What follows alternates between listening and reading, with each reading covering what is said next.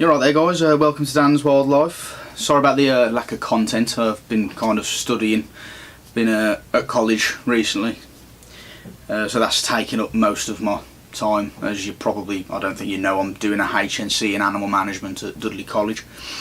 So it's the first year of my degree. So it's a lot of work and it's taking up a lot of time.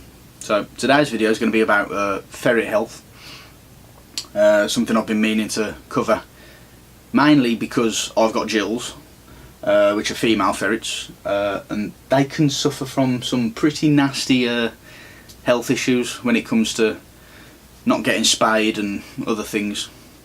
So we'll get into it. So if they're not spayed at the right age, they can have some pretty nasty consequences. They can get something called aplastic anemia, which basically is a overproduction of estrogen in their heat cycle. So because they're induced ovulators, which is the word that I was actually looking for in the first video when I mentioned that they're constant ovulators, I actually meant induced ovulators, which means that they'll only produce eggs when the act of mating actually occurs. So if they're not housed with a male, again, it can lead to pretty nasty consequences. This can be avoided with three ways this can be avoided actually. So they can either, I thought I heard them messing about. They can either be housed with a male that's been castrated, so you don't have to get them spayed then, because mating will occur, but won't run the risk of getting unwanted litters and kits, and they won't get pregnant from it because obviously the male's been castrated. Or the easiest thing, just get the gills spayed, because it's not going to cost much if you do it through a registered, well, it needs to be a registered vet. It's not going to cost much at all. I'll get them out in a minute. Secondly, the things to look for when aplastic anemia happens. Some signs: they get an extremely swollen vulva, so obviously when they go into heat it expands and it makes it easier for the male to know that they're in heat and whatnot. A bit graphic. They come off as very lethargic. They get hind limb weakness, so the back legs will be quite weak and they won't be able to stand on them as much. They lose their appetite, and one of the most notable signs is that they can go through pretty dramatic hair loss, which you'll be able to tell. You'll be able to see that.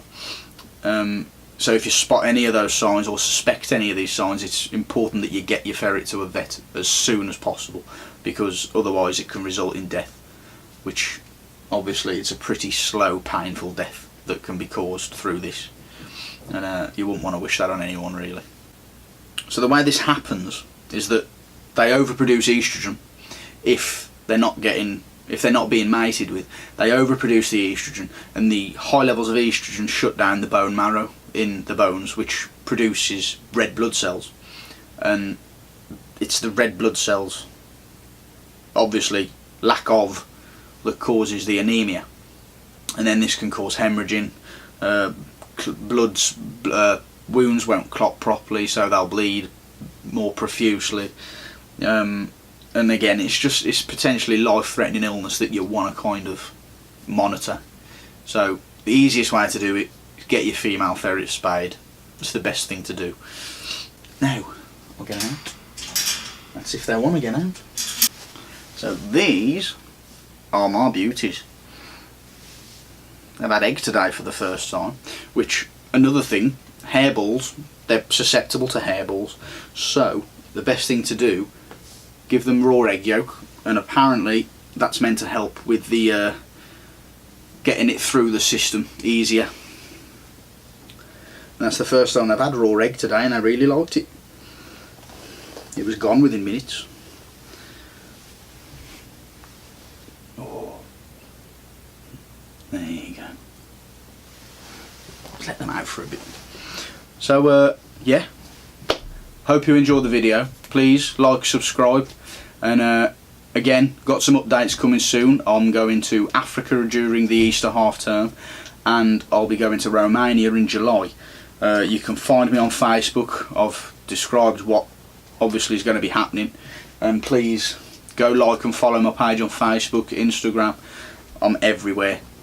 Best thing, and you can keep up to date then with all the trips that I'm going on. Okay, see you again.